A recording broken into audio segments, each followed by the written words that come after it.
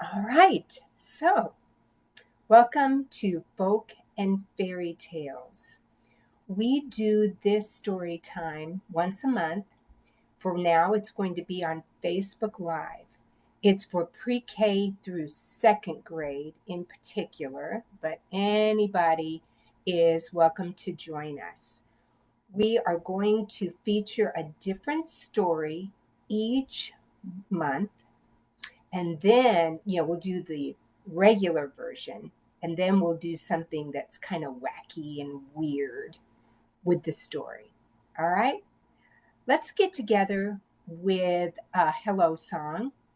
And I will sing the first line. And if you want to respond by singing back to me and echo when I point to you, then it's your turn.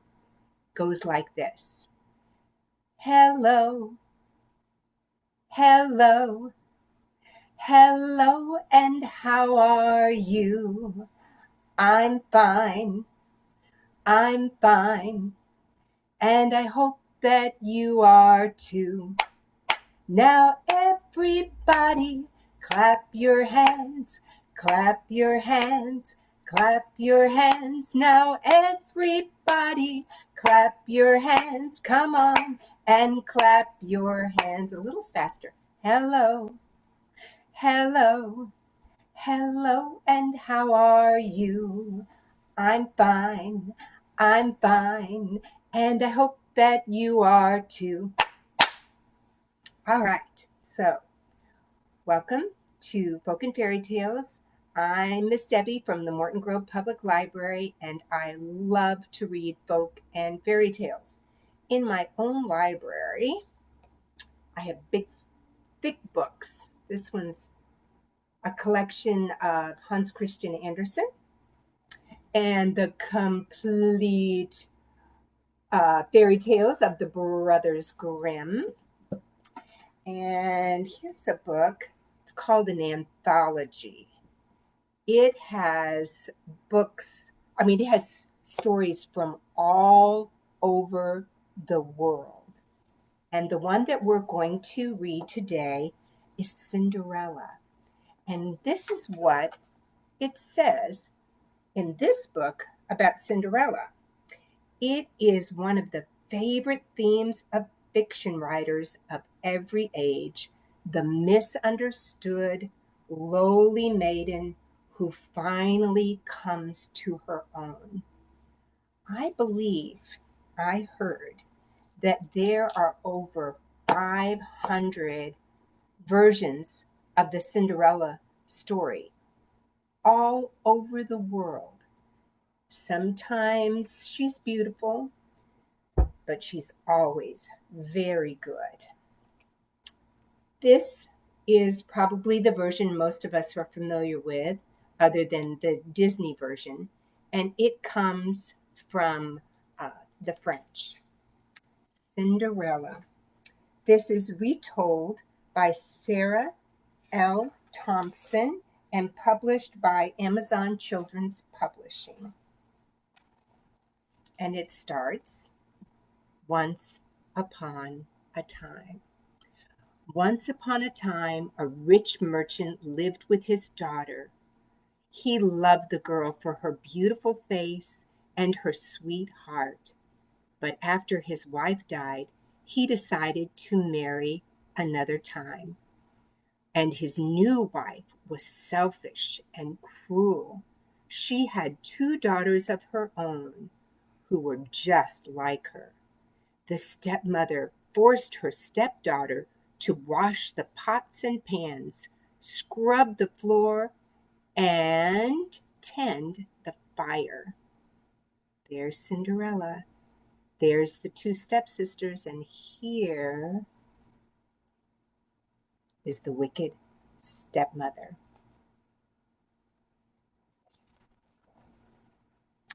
The poor girl did not even have a bed of her own, but lay by the hearth at night and rose in the morning covered with cinders. And so her stepsisters called her Cinderella.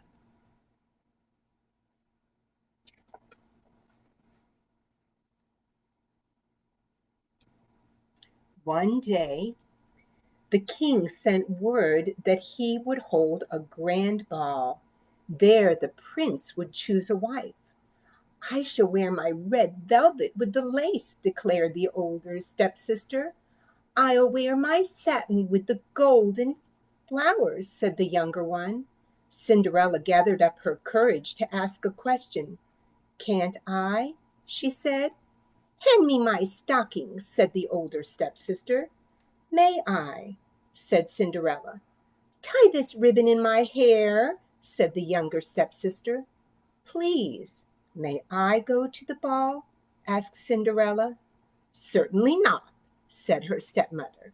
And the stepmother and stepsister swept off in their carriage to the castle, leaving Cinderella all alone. Cinderella sat by the fire. A gentle voice asked, Why are you crying? Cinderella jumped up. There in the kitchen stood a woman with the kindest face she had ever seen. Don't worry, my dear, the woman said. I am your fairy godmother, and I will send you to the ball. But, godmother, said Cinderella, I have no carriage or horses or even a gown to wear. Never fear, said her godmother, and bring me a pumpkin from the garden. Bewildered, Cinderella picked a plump orange pumpkin. The godmother touched the pumpkin, and with the magic of her wand, it's getting bigger. And it turned into an elegant coach. The magic turned 6 mice into 6 prancing horses, 2 lizards into 2 proud footmen, and a rat into a plump coachman. When the wand brushed Cinderella's rag, she was dressed in pale blue velvet and a silver satin. On her feet were a pair of glass slippers, delicate as icicles. You are dressed like a queen, said her godmother. Behave like one as well. Be kind and courteous to all you meet, and leave the ball before midnight, or everything that my spells have created will vanish. Cinderella promised to come home by midnight and rode off to the ball.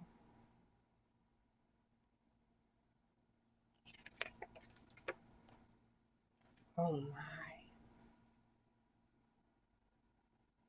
When Cinderella walked into the ballroom, the fiddlers paused on their strings. The dancers craned their necks to see her. The prince bowed low and asked her to dance. Whispers raced through the crowd. She must be a princess from a foreign land. How gracefully she dances. What a sweet smile. Why, the prince can't keep his eyes off her. But Cinderella remembered her godmother's words. Before midnight, she curtsied to the prince and hurried out the door. Just as Cinderella's coach rolled up in front of her house, the church clock struck 12 times. Cinderella found herself in rags once more, sitting on a pumpkin with mice and lizards and a big rat at her feet. The next night, the king held another ball. Cinderella's godmother sent her in a gown of white silk, sparkling with diamonds, and the same glass slippers. The prince danced with no one else. But please, he begged, won't you tell me your name? Cinderella hesitated, and the clock struck the first stroke of midnight.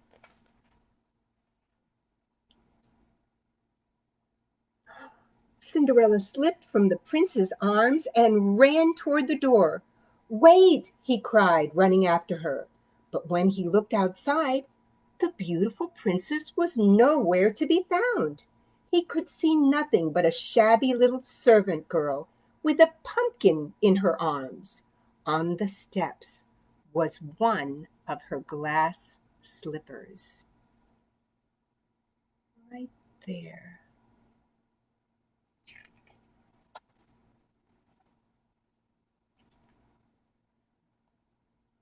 When Cinderella's stepsisters arrived home, they were full of stories about the mysterious princess.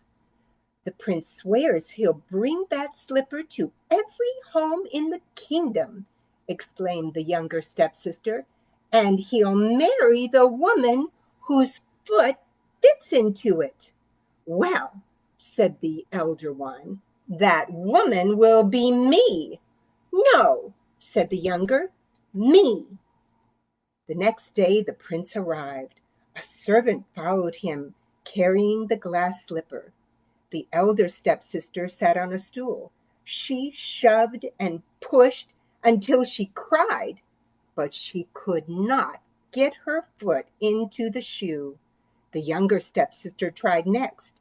She wiggled and twisted until she sobbed, but her foot would not fit either. Then the prince heard a quiet voice asking, "May I try too?" "Go back to your kitchen," cried the stepmother. But the prince remembered Cinderella's voice and her gentle eyes and her sweet smile. He knelt and slipped the shoe on Cinderella's foot. He was not surprised when she drew the matching slipper from her pocket and placed it on the other foot. "You are the princess I danced with," he said. "I knew it the minute I saw you." Cinderella and the prince were married as soon as the wedding feast could be prepared, and Cinderella, who was as good as she was beautiful, invited her stepsisters and her stepmother to the wedding. Her stepmother was too out of sorts to dance, and as for the stepsisters, their feet were too sore from trying on the slipper. It was weeks before they were recovered enough to dance even a jig. But Cinderella and her prince lived happily ever after. The end. So this is probably similar to the Cinderella story that you've seen. Maybe you've seen the Disney movie, and in that one, they only went to the ball one night. Now, I have two more versions of the Cinderella story. This one looks like a lot of fun. It's called Interstellar Cinderella, but it's kind of long. So I'm going to read this one, which looks really funny. It's called Cinder Elephant. But before we do that, I think we need to get up and move a little bit. I'm going to turn the camera around like this. And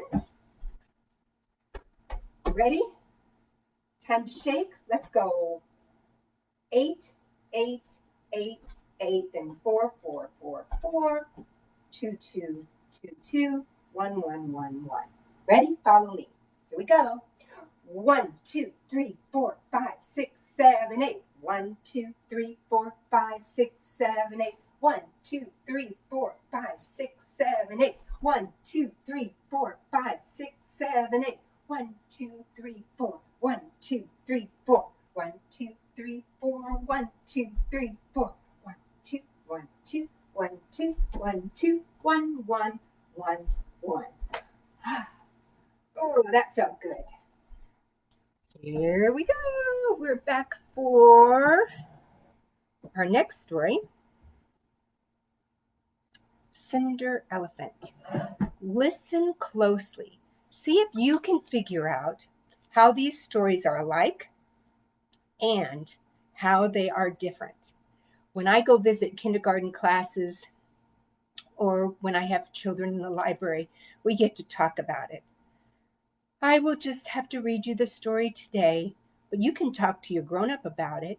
You can talk to them about what's the same and what is different. Cinder Elephant by Emma Dodd. Published by Arthur A. Levine Books. Here we are. It starts once upon a time. That's the same. Once upon a time, there was a lonely girl named Cinder Elephant. Cinder Elephant lived with her two cousins who were known as the Warty sisters. They were horrible, mean, and smelly, and they had no table manners. They made Cinder Elephant do all the cooking and cleaning, and they never, ever said thank you. Cinder Elephant was sad and tired and fed up with being ignored. One day, an invitation arrived from the palace. Prince Trunky had decided it was time he found a girlfriend.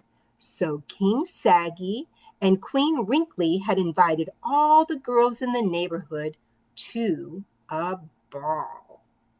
The Warty sisters were very excited and started to plan what they would wear. If they are inviting all the girls, said Cinder Elephant, perhaps that includes me. Of course you won't be going, Cinder Irrelevant, laughed the Warty sisters. Whoever would want to dance with you? They are mean. The day of the party arrived, and the Warty sisters dressed up in their most fashionable clothes. Bye-bye, Cinder Elephant, they called as they left the house. Don't wait up. We're bound to be home very late. Poor Cinderella sat all alone in the silent house. A big tear rolled down her trunk and plopped onto the floor.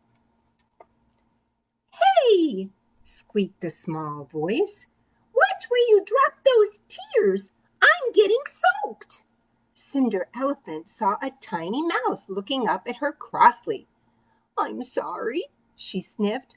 I'm just feeling sad that I can't go to the party. Excuse me for asking, but who are you?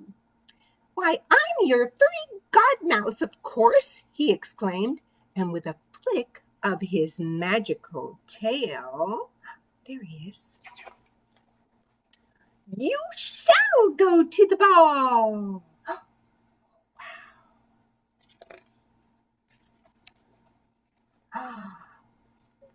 Wow, you look amazing.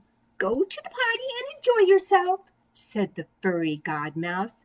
But, and it's a big but, you must be home by midnight. At the palace, Prince Trunky was bored. He didn't want to dance with any of the girls. He was worried they might get squashed. If only he could find someone a bit more his type. But wait, who was this vision of loveliness that had just walked in? Clear the floor, bellowed Prince Trunky.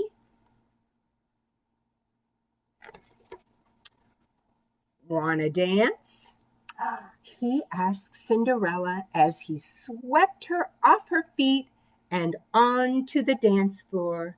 Prince Trunky and Cinder Elephant danced together for the rest of the evening. Who is that? Everyone asked enviously.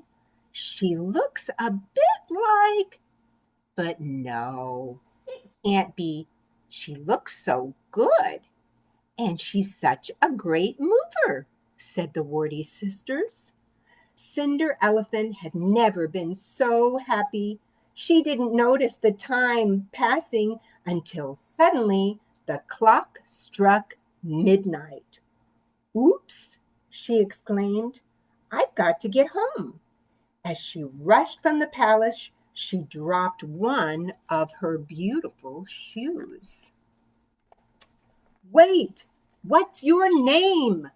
Prince Trunky called after her, but Cinder Elephant had already gone. At his feet lay one of Cinder Elephant's fabulous shoes. Then and there, Prince Trunky made a decision, and Prince Trunky's decisions carry a lot of weight. Picking up the stiletto, he declared, I shall find the girl whose foot fits this shoe, and I shall marry her. The next day, Prince Trunky began the search for the girl of his dreams. He went from house to house, trying the fabulous shoe on every girl's foot. It fit nobody. Will I ever find her? Sighed the prince. At last he arrived at the Warty sisters' house. Give me that shoe, demanded one Warty sister. It's bound to fit me. But of course, her little trotter was far too small for the gorgeous shoe. Let me have a go, said the other sister, snatching it. I'm Prince Trunky's one true love. But of course, it didn't fit her either. Sighing quietly to herself, Cinder Elephant peeked shyly through a crack in the kitchen door. But oops! She accidentally stepped into a bucket, knocking over the mop, bringing a pile of pots and pans crashing and clattering down. Who is in there? Asked the prince. Oh, nobody important, said the Warty sisters hurriedly. Take no notice, Prince Trunky. He went to investigate. Could it be? Asked the prince, slipping the lovely shoe onto Cinderella's foot. It was a perfect fit. You are the one for me, cried the prince in delight. Cinderelephant had never been so enormously excited in her life. Cinder Elephant and Prince Trunky were married the very next day, and of course they were hugely happy ever after. Just married. Now, while I was reading, my screen went blank. So I'm hoping that you got to hear the end of the story. I will check, and if not, I'll record it again and play it in just a minute. But for now, it's time to say goodbye.